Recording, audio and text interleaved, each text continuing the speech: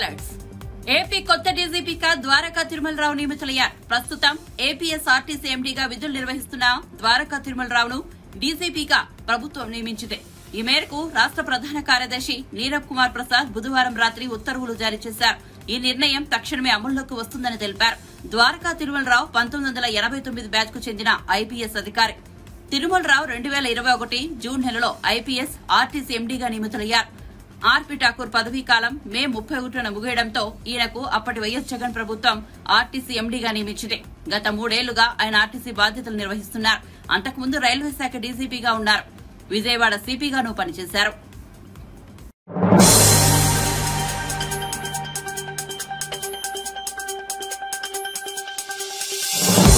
ముఖ్యమంత్రిగా చంద్రబాబు నాయుడు బాధ్యతలు చేపట్టిన తరువాత మొట్టమొదటిసారిగా గురువారం అమరావతి రాజధానిని సందర్శించనున్నారు. అధికారిక పర్యటనలో భాగంగా టీడీపీ హయాంలో చేపట్టిన భవనాల పనులను పరిశీలించనున్నారు. ముందుగా గత వైఎస్సార్సీపీ ప్రభుత్వం కూర్చివేసిన ప్రజావేదిక నుంచి చంద్రబాబు పర్యటన ప్రారంభమవుతుందని ఏపీ పట్టణాభివృద్ది శాఖ మంత్రి పొంగూరు నారాయణ వెల్లడించారు. అమరావతి రాజధాని శిలాఫలకంతో పాటు మంత్రులు, ఎమ్మెల్యేలు, ఎంపీలు, ఎమ్మెల్సీలు, జెడ్పీలు, అధికారులు, ఉద్యోగుల కోసం నిర్మించిన క్వార్టర్లను, భవనాలను ఆయన పరిశీలిస్తారని తెలిపారు. చివరగా సీఆర్డీఏను సందర్శిస్తారని చెప్పారు. టీడీపీ హయాంలో 2014 నుంచి 2019 వరకు అనేక పనులు చేశామని, ఆ తర్వాత అధికారంలోకి వచ్చిన వైసీపీ నిర్లక్ష్యం చేసిందని ఆరోపించారు. రేపు ముఖ్యమంత్రి నారా చంద్రబాబు నాయుడు గారు అమరావతి క్యాపిటల్ సిటీని సందర్శిస్తున్నారు. మొదట ఏదైతే ప్రజావేదికని గత ప్రభుత్వం కూల్చేసిందో ఫస్ట్ అక్కడ స్టార్ట్ చేసి కూల్చేసిన ప్రజావేదికని, ప్రజల కోసం కట్టిన ప్రజావేదికని ఆ రోజు కూల్చివేయడం జరిగింది నిర్దాక్ష్యంగా. అది ప్రజల సొమ్ముతో కట్టింది, ప్రజలు వాళ్ళ సొమ్ముతో కట్టింది. అందువల్ల ఫస్ట్ దాన్ని విజిట్ చేసి అక్కడి నుంచి యాక్చువల్గా ఫౌండేషన్ స్టోన్ ఎక్కడైతే వేసామో ఆ రోజు ప్రైమ్ మినిస్టర్ గారు రావటం, మోడీ గారు వారి ద్వారా ఫౌండేషన్ స్టోన్ ఇచ్చాము. ఫస్ట్ ఆ ప్రాంతాన్ని విజిట్ చేసి అక్కడి నుంచి ఎమ్మెల్యేలు, ఎంపీలు, ఎమ్మెల్సీలు, తర్వాత వచ్చి మినిస్టర్లు, తర్వాత వచ్చి జడ్జెస్ ఆ క్వార్టర్స్ విజిట్ చేయటం. అక్కడి నుంచి మళ్ళా అధికారుల కోసం నిర్మించిన ప్రిన్సిపల్ సెక్రటరీస్ కావచ్చు, డైరెక్టర్స్ కావచ్చు, కమిషనర్స్ కావచ్చు, డిఫరెంట్ గ్రేడ్ ఆఫీసర్స్కి అవన్నీ కూడా కంప్లీట్గా కవర్ చేసి తర్వాత ఏదైతే చివరగా సిఆర్డీఏ ప్రాజెక్ట్ ఆఫీస్ని చివరగా విజిట్ చేయడం జరుగుతుంది. దాని మీద సిఆర్డీ ఆఫీస్ దగ్గర ప్రెస్ మీట్ ఉంటుంది. సిఆర్డీ ఆఫీస్ దగ్గర ఆ విధంగా యాక్చువల్గా ఈ యొక్క ప్రోగ్రాం రేపు డిజైన్ చేయడం జరిగింది. పనులంటే యాక్చువల్గా ఇప్పుడు ఏదైతే అంతకుముందు 2014-19 దాకా అనేక వర్క్స్ చేసాము. అయితే అవన్నీ కొన్ని డ్యామేజ్ చేశారు. వీళ్ళు రకరకాల రోడ్లు అయితే తవ్వేస్తున్నాయి. వీటిలన్నింటినీ ఫస్ట్ కమిటీలు వేసి ఫస్ట్ వాటి యొక్క డ్యామేజ్ అవన్నీ ఎస్టిమేట్ చేయాలా. తర్వాత టెండర్స్ కూడా అన్నిటికీ పిలవాలి, ఎందుకంటే టైం అయిపోయింది. టెండర్స్ పెట్టిన కాల పరిమితి దాదాపు అయిపోయింది. అందువల్ల అన్నిటికీ కూడా టెండర్స్ పిలవాలి. టెండర్స్ పిలవాలంటే మళ్ళీ రీఎస్టిమేషన్ చేయాలి. వీటన్నిటికీ కూడా సుమారుగా ఒక 3 months పడుతుంది. సుమారుగా ఒక 3 to 4 months పడుతుంది. ఏది ఏమైనప్పటికీ ఇది క్యాబినెట్లో డిస్కస్ చేసి దాని మీద ఒక డెసిషన్ తీసుకొని దొంగలు పడ్డారు, చాలా మెటీరియల్ దొంగతనం అవ్వబడింది. వాటి మీద ఏదైనా కేసు పర్టికులర్ గా ఒక ప్రజాప్రతినిధి పెద్ద ఎత్తున లూటీ చేశాడు రాజధాని ప్రాంతంలో ఉండే దాకా. అందుకేనండి ఒక కమిటీని వేస్తాము. కమిటీని వేసి యాక్చువల్గా ఏం జరిగింది అన్నీ కూడా స్టడీ చేసి యాక్చువల్గా ఎస్టిమేషన్స్ తీసుకొని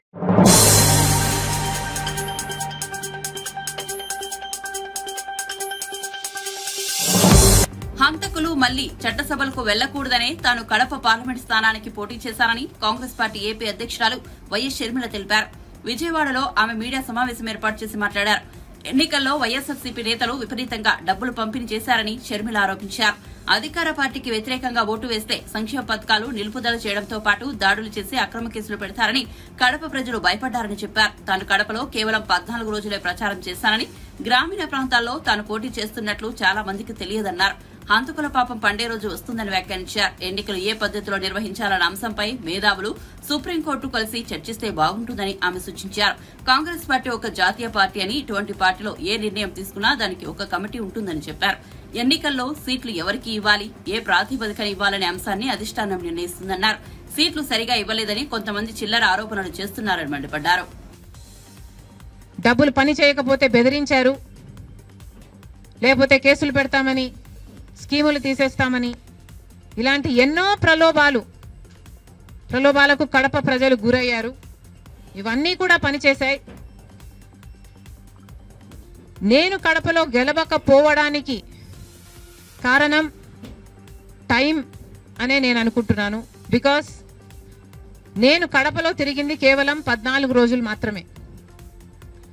14 రోజులు క్యాంపెయిన్ చేశాము. మిగతా టైం స్టేట్ వైడ్ క్యాంపెయిన్ చేశాము. మేము 14 రోజులు ఎంత కష్టపడినా కూడా we were not able to cover most of the geographical area. చాలా మటుకు రూరల్ ప్రాంతాలలో కనీసం రాజశేఖర రెడ్డి బిడ్డ పోటీ చేస్తుంది అన్న విషయం కూడా చాలా మందికి తెలియలేదు. మేము పోటీ చేసింది కూడా ఎలాగైనా సరే మళ్ళీ హంతకులు హత్య చేపించిన వాళ్ళు చట్టసభలకు వెళ్ళకూడదు అని ఉద్దేశంతో మాత్రమే పోటీ చేయడం జరిగింది. సరే, అది జరగకపోయి ఉండొచ్చు, కానీ ప్రజల కంటే పైనున్నది దేవుడు. ఐఎమ్ వెరీ ష్యూర్ వాళ్ళ పాపం పండుతుంది. పండే రోజు కోసం దేవుడు కూడా ఎదురు చూస్తున్నాడని నా అభిప్రాయం. ఏ సిస్టమ్ బెస్ట్ అన్నది ఐ ఫీల్ మేధావులు కూర్చొని సుప్రీంకోర్టుతో సహా, ఇది అంతా దేశానికి సంబంధించిన విషయం కాబట్టి ఓ నిర్ణయానికి వస్తే దేశ ప్రజలు హర్షిస్తారన్నది నా అభిప్రాయం.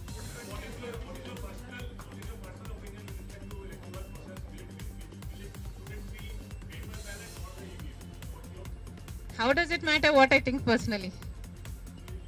జాతీయ పార్టీ కాంగ్రెస్ పార్టీలో ఏ నిర్ణయం తీసుకున్నా కాంగ్రెస్ పార్టీలో ఒక ఇండివిజువల్ తీసుకునే పరిస్థితి ఉండదు. కాంగ్రెస్ పార్టీలో ఏ నిర్ణయం తీసుకున్నా దానికి ఒక కమిటీ ఉంటుంది, ఒక పద్ధతి ఉంటుంది. ఆ నిర్ణయం ప్రకారమే సీట్లు ఇవ్వడం కూడా జరిగింది. మిగతా వాళ్ళు అంటారా, వాళ్ళు చేసే చిల్లర అలిగేషన్లకు నేను సమాధానం చెప్పాల్సిన అవసరం ఉంది అని, నేను సంజాయిషి ఇవ్వాల్సిన అవసరం ఉంది అని నేను అనుకోవటం లేదు. Indiscipline will not be tolerated by the Congress party and severe action will also be taken.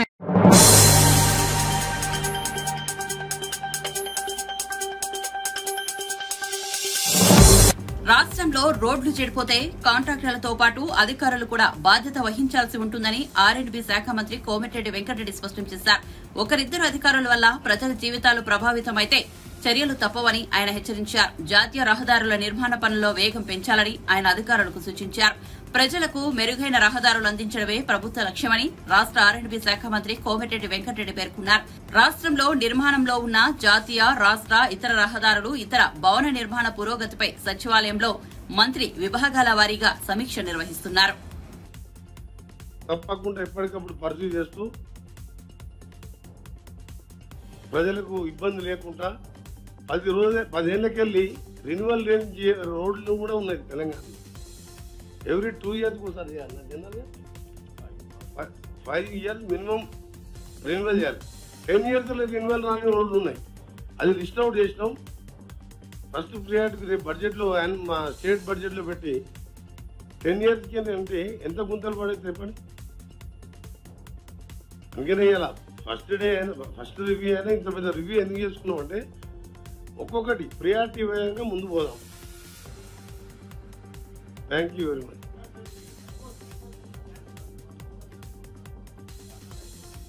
Architect అది మేము ల్యాండ్ చూసి వచ్చినాం. నేను, శ్రీధర్ బాబు గారు, మా ఈఎన్సీ గారు, సెక్రటరీ గారు, 5 జడ్జిల కమిటీ వచ్చింది. సీఎం గారు ఫస్ట్ బై ఎగ్జామ్ చూసి ఓకే చేసిండు. తర్వాత మమ్మల్ని పంపించిండు. ఆర్కిటెక్ట్ని ఫైనల్ చేస్తున్నాం.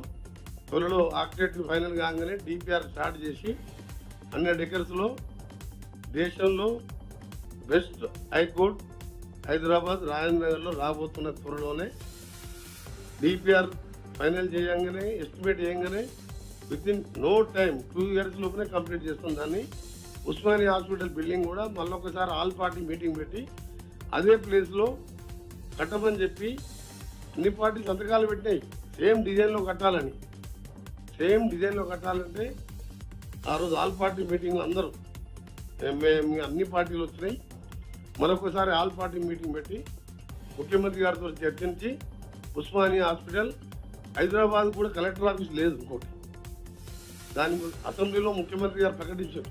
నేను రిక్వెస్ట్ చేస్తే రంగారెడ్డి జిల్లా పాత కలెక్టర్ ఆఫీస్ 70-80 lakhs పాపులేషన్ ఉన్న హైదరాబాద్ కలెక్టర్ ఆఫీస్ లేదు. 5 లక్షలు ఉన్నా కూడా ఒక జిల్లా ఏర్పాటు చేసినాం. 250 కోట్లు పెట్టి కలెక్టర్ ఆఫీస్ కట్టాం. 100 కోట్లు 150 కోట్లు పెట్టి హైదరాబాద్ కలెక్టర్ ఓ దగ్గర కూర్చుంటాడు, డిఈఓ దగ్గర, డిఎంఓ దగ్గర. ఈ ట్రాఫిక్లో పొద్దున ఫోన్ చేసి రా అని చెప్పి కలెక్టర్ పిలిస్తే ఆయన వచ్చే వరకు కలెక్టర్ సాయంత్రం ఇంటికి వెళ్ళిపోతాడు. అందుకని పాటిగట్టలో ప్లేస్ చూసినాం. మా గణపతి రెడ్డి గారు సెక్రటరీ గారు అంతా ప్లాన్ చేసినారు. డిపిఆర్ కూడా ఫైనల్ చేసినాం ఆటోమేటిక్. అది అసెంబ్లీలో floor of the house governor speech రిప్లైగా ముఖ్యమంత్రి గారే చెప్పాను. ఆ మినిస్టర్ వెంకరెడ్డి గారు అడుగుతున్నారు, హైదరాబాద్ కలెక్టర్ ఆఫీస్ లేదు, త్వరలో నూతన కలెక్టర్ ఆఫీస్ బిల్డింగ్ కూడా హైదరాబాద్ రాబోతుంది.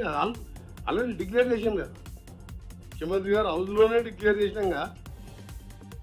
హైకోర్టు అంత పెద్ద బిల్డింగ్, తెలంగాణ భవన్ లాంటి బిల్డింగ్.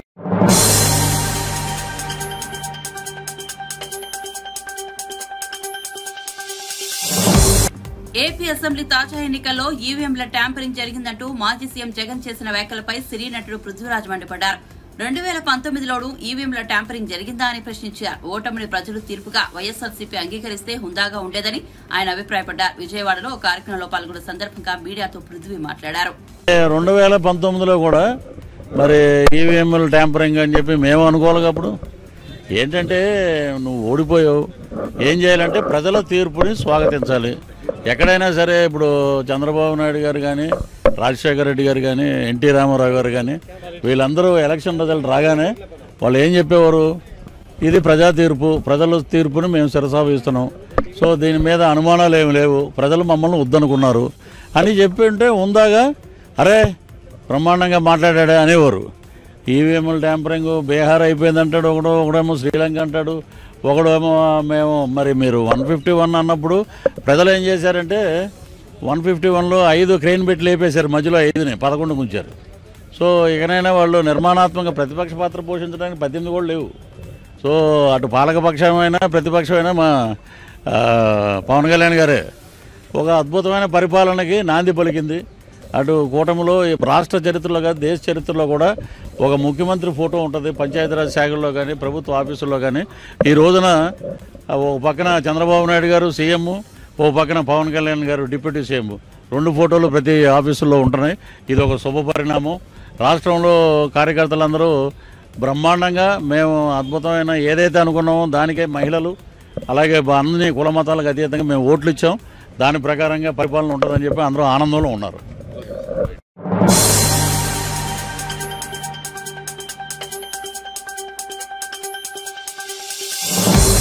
కేంద్ర ప్రభుత్వంపై ఎంపీ కాంగ్రెస్ సీనియర్ నేత మల్లు రవి సంచలన వ్యాఖ్యలు చేశారు. చంద్రబాబు నితీష్ మీద ఆధారపడి ఎన్డీఏ ప్రభుత్వం నడుస్తోందని అన్నారు. వాళ్ళిద్దరికీ కోపం వస్తే ఎన్డీఏ ప్రభుత్వం ఎప్పుడైనా కూలిపోతుందని తెలిపారు. గాంధీ భవన్ లో గురువారం ఆయన మీడియాతో మాట్లాడుతూ మిత్రపక్షాల దయాదాక్షిణ్యాలపై మోదీ ప్రభుత్వం నడుస్తోందని విమర్శించారు. అన్ని 5 గ్యారంటీలు అమలు చేస్తున్నామని మేము చెప్తున్నాం, అయినా కాదని వాళ్ళు చెప్తున్నారు. ఇది కాకుండా రాహుల్ గాంధీ గారు ఇచ్చినటువంటి 5 గ్యారంటీలు కూడా ప్రజల్లో చైతన్యం తీసుకొని వస్తుంది. ఇప్పుడు ప్రభుత్వం ఏర్పడింది కానీ ఈ ప్రభుత్వం ఎంతో కాలం నిలబడదని మా మాజీ ఏఐసిసి అధ్యక్షుడు పార్లమెంటు సభ్యుడు ఇప్పుడు రాహుల్ గాంధీ గారు ఒక స్టేట్మెంట్ ఇచ్చారు. ఈ ప్రభుత్వం ఏ నిమిషంలోనైనా కూలిపోయే అవకాశం ఉంది, మళ్ళీ ఇండియా ప్రభుత్వమే ఏర్పడటానికి పరిస్థితులు ఆ రకంగా రాబోతున్నాయని రాహుల్ గాంధీ గారు చెప్పారు. పార్లమెంటు సభ్యుడిగా నేను, పార్లమెంటు సభ్యుడిగా అనిల్ కుమార్ యాదవ్ గారు మేము కూడా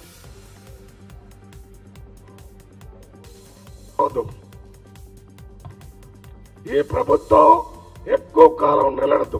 ఇందుకనే చెప్పాను, అంటే మోడీ ప్రభుత్వం. ఎందుకనంటే మోడీ ప్రభుత్వం మన ఆంధ్రప్రదేశ్లో ఉన్న చంద్రబాబు నాయుడు గారు అదే రకంగా నితీష్ గారు దయాదాక్షర్యాల మీద నడుస్తుంది. వారికి ఏ నిమిషంలో కోపం వస్తే ఆ నిమిషంలో ఈ ప్రభుత్వం పడిపోతుంది. ఇప్పటికే ఎన్డీఏలో ఉన్నటువంటి చిన్న చిన్న పార్టీలన్నీ కాంగ్రెస్ పార్టీ నాయకత్వంతోనే సంప్రదింపులు చేస్తున్నారు. ఏ నిమిషంలోనైనా ప్రభుత్వం కూలిపోయేటటువంటి అవకాశం ఉంది. రాహుల్ గాంధీ గారి నాయకత్వంలోనే ప్రభుత్వం వచ్చింది.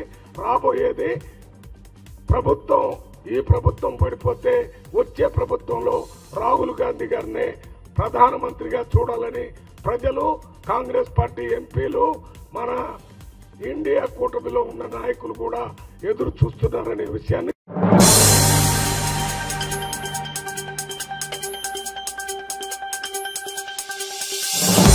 వాలంటీర్ల వ్యవస్థపై త్వరలోనే నిర్ణయం తీసుకుంటామని మంత్రి కొల్లు రవీంద్ర తెలిపారు. ఎన్నికల ముందు వైసీపీ నాయకులు వాలంటీర్లతో బలవంతపు రాజకీయాలు చేయించడంతో వారంతా రోడ్డున పడ్డారని విమర్శించారు. తమను ఉద్యోగులకు తీసుకోవాలంటూ రోజు 100 మంది వాలంటీర్లు తనను కలుస్తున్నారని తెలిపారు. ఇంటింటికి పెన్షన్లు ఇవ్వాలని లక్ష్యంగా పెట్టుకున్నామని, ఇందుకోసం సచివాలయ, ఇతర అధికారుల సేవలు వినియోగిస్తామన్నారు. ఉద్దేశపూర్వకంగా పాపం వాలంటీర్స్ వీళ్ళే వేసుకున్నారు. వాలంటీర్స్నేమో మీకెందుకు మన ప్రభుత్వం వస్తుందని చెప్పి రాజీనామాలు చేయించారు. అందరూ రాజీనామాలు చేపిస్తే ఇవాళ వాళ్ళందరూ కూడా రోడ్డున పడిపోయారు. రోజు వస్తున్నారు 100 మంది వచ్చి పొరపాటు అయిపోయిందండి, పొరపాటు అయింది, వాళ్ళ వల్ల వాళ్ళు నష్టపోయారు. ఇవాళ మరి ప్రభుత్వం కూడా ఒక నిర్ణయం తీసుకోవాల్సినటువంటి అవసరం ఉంది. దాని మీద పెన్షన్స్ కూడా ఇంటింటికి ఇవ్వాలని లక్ష్యంగా పెట్టుకున్నాం. మరి ఇమ్మీడియట్గా దాని మీద కూడా పీడీడీఆర్డీఏతో మాట్లాడి వారికి కూడా ఒక ఆలోచన గవర్నమెంట్ కూడా తీసుకోవడం జరుగుతుంది. ఎవరైతే ఇవాళ సచివాలయ ఎంప్లాయీస్ ఉన్నారు, లేకపోతే ముఖ్యమైనటువంటి అధికారులే స్వయంగా తీసుకెళ్లి ఇళ్లకి ఇచ్చేలాగా చేయడానికి కూడా అన్ని చర్యలు కూడా తీసుకోవడం జరుగుతుంది.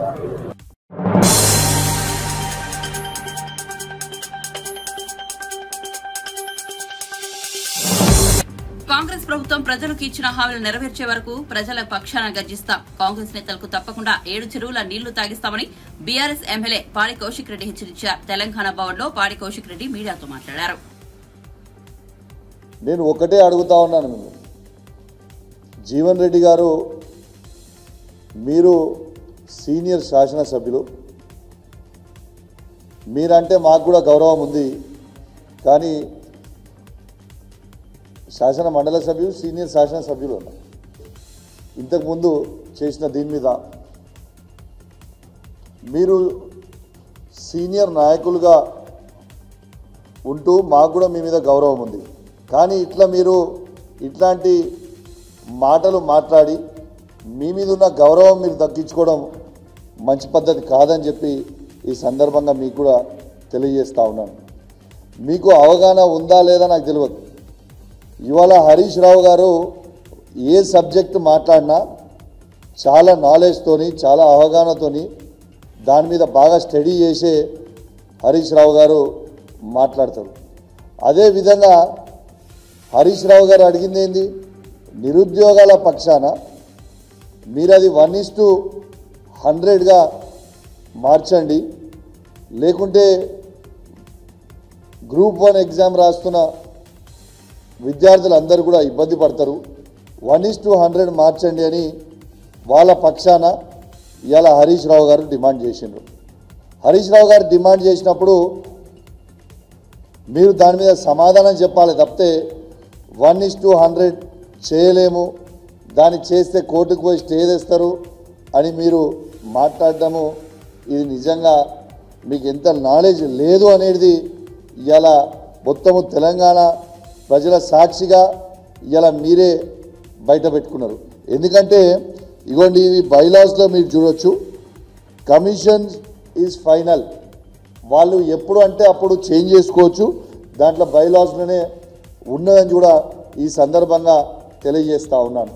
అదేవిధంగా జీవన్ రెడ్డి గారికి గుర్తు చేస్తూ ఉన్నాను, వారు మంత్రిగా ఉన్నప్పుడు వైఎస్ఆర్ గారి క్యాబినెట్లో ఉన్నప్పుడు ఆనాడు వైఎస్ఆర్ గారు కూడా 1:100 చేసింది కూడా తనకు గుర్తు చేస్తూ ఉన్నాను. తనే క్యాబినెట్ మంత్రిగా దాంట్లో వైఎస్ఆర్ క్యాబినెట్లో ఉండి కూడా తనకు తెలియదు అంటే ఇది ఒక సిగ్గుచేటు అని చెప్పి సందర్భంగా తెలియజేస్తూ ఉన్నాను. దాంతోపాటు మొన్న ప్రతిపక్షంలో ఉన్నప్పుడు బట్టి విక్రమార్క గారు అసెంబ్లీ సాక్షిగా 1:100 ఖచ్చితంగా చేయాలి అనేది బట్టి విక్రమార్క గారు అసెంబ్లీ సాక్షిగా ఇవాళ డిమాండ్ చేసింది కూడా తనకి గుర్తు చేస్తూ ఉన్నాను. ఇవాళ మరి మీరు అడిదిక్కున్నప్పుడు ఒక మాట, ఇడిదిక్కున్నప్పుడు ఒక మాట మాట్లాడడం నిజంగా చాలా బాధాకరం అని చెప్పి సందర్భంగా తెలియజేస్తూ ఉన్నాను. మీకు ఇంకొక ఎగ్జాంపుల్ కూడా చెప్తా ఉన్నాను జీవన్ రెడ్డి గారు. ఇలా మొన్న ఆంధ్రప్రదేశ్లో కూడా గ్రూప్ 2 ఎగ్జామ్స్ 1:15 పెట్టినప్పుడు మళ్ళా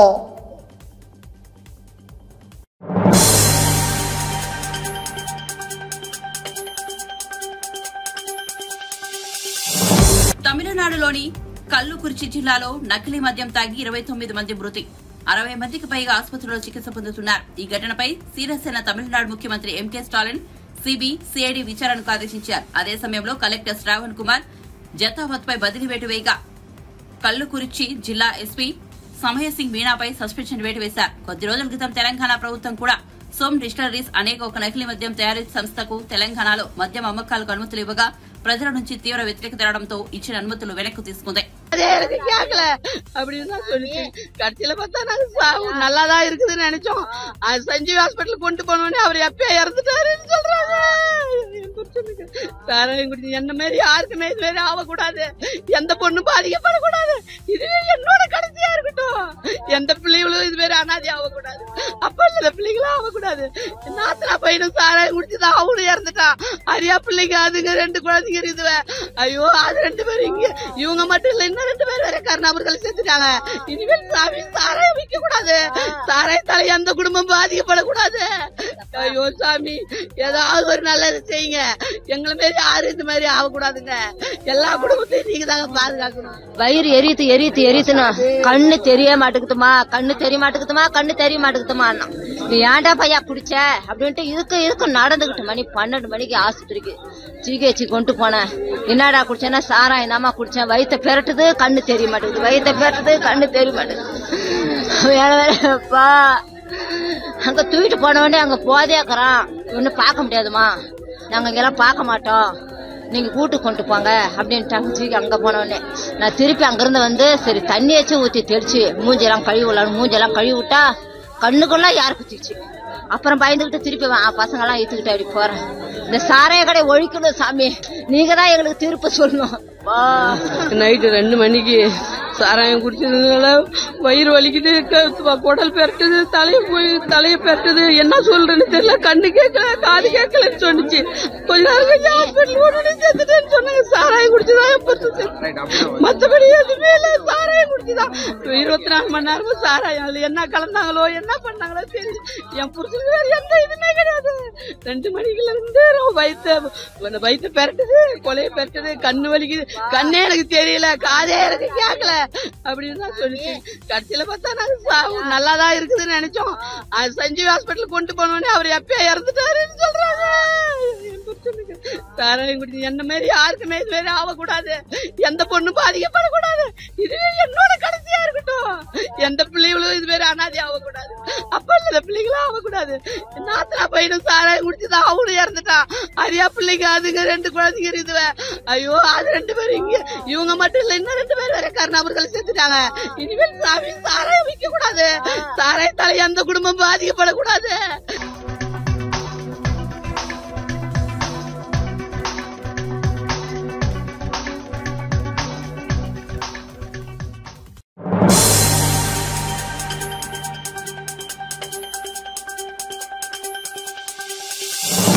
మెదక్ జిల్లా నర్సాపూర్ కొల్చారం మండలంలో రాష్ట్ర దేవాదాయ అడవి శాఖ మంత్రి కొండా సురేఖ పర్యటనలో ప్రోటోకాల్ వివాదం చోటు చేసుకుంది. మండల కేంద్రంలో ఎంపీడీఓ కార్యాలయాన్ని ఓడిపోయిన కాంగ్రెస్ అభ్యర్థి ఆవుల రాజురెడ్డితో ప్రారంభం చేయించాలని చూసిన మంత్రి కొండా సురేఖ స్థానిక ఎమ్మెల్యే తాను ఉండగా ప్రోటోకాల్ పాటించలేదని అడ్డుపడ్డ సునీత లక్ష్మారెడ్డి.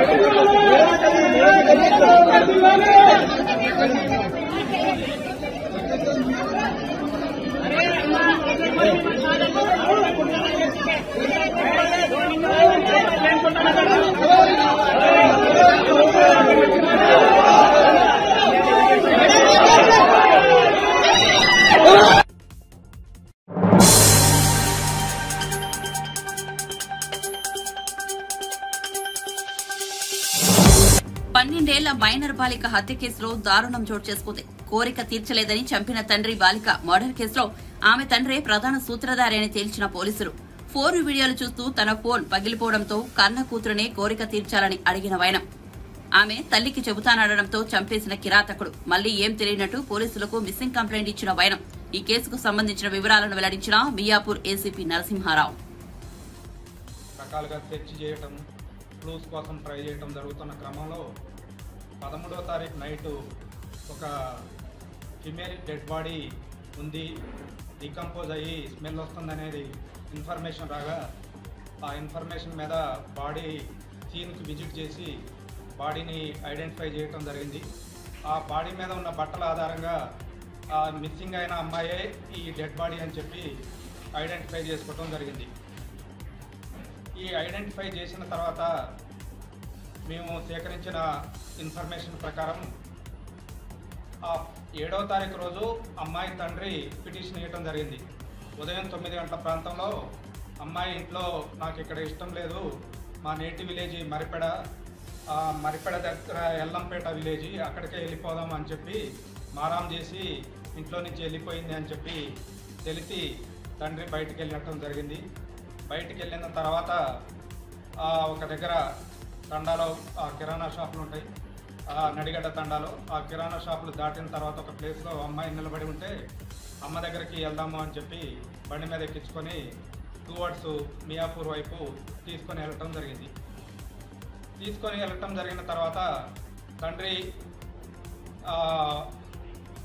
మళ్ళీ యూటర్న్ తీసుకొని నడిగడ్డ తండాకి ఎదురుగా ఒక జంగిల్లోకి పోయే కాలిబాట ఉంటుంది.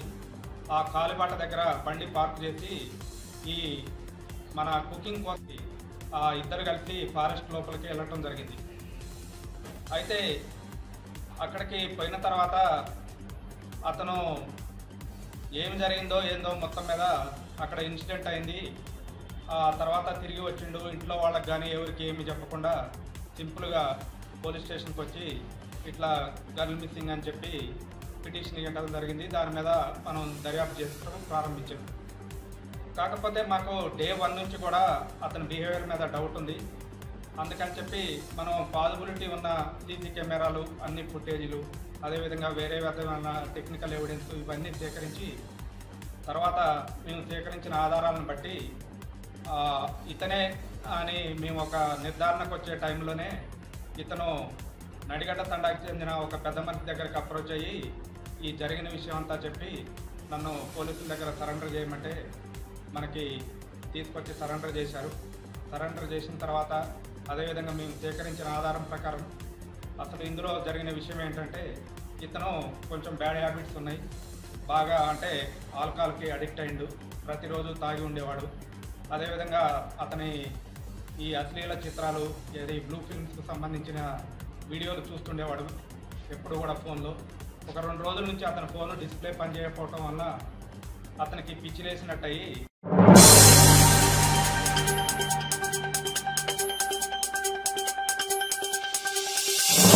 చంద్రగిరి ఎమ్మెల్యే పులివర్తి నాని మానవత్వాన్ని చాటుకున్నారు. పాకాల నుంచి తిరుపతికి వస్తున్న ఎమ్మెల్యే పులివర్తి నాని ఆయన ముందు వెళ్తున్న టమోటా ఎస్ వాహనం మామూలు సమీపంలో అదుపు తప్పి ప్రమాదానికి గురై బోల్తా పడింది. ఈ ఘటనలో డ్రైవర్ కిరణ్ కుమార్ వాహనంలో చిక్కుకున్నాడు. ఎమ్మెల్యే పులివర్తి నాని వెంటనే తన వాహనాన్ని ఆపి సిబ్బంది సహకారంతో కిరణ్ కుమార్ ను బయటకు తీసుకొచ్చారు. గాయాలైన కిరణ్ కుమార్ ను తన వాహనంలో ఆసుపత్రికి తరలించేందుకు ప్రయత్నం చేశారు.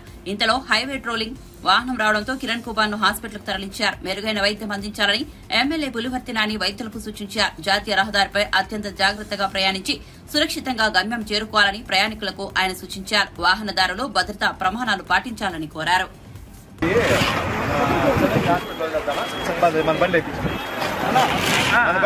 మీరు పని చేయండి, నేను ఇంటికి వెళ్తాను. పర్వాలా, మీరు చంద్రగిరి హాస్పిటల్ వదిలేసి మీరు కొంటారు అంటే చంద్రగిరి హాస్పిటల్ వదిలేసామ్మా. ఏడొచ్చింది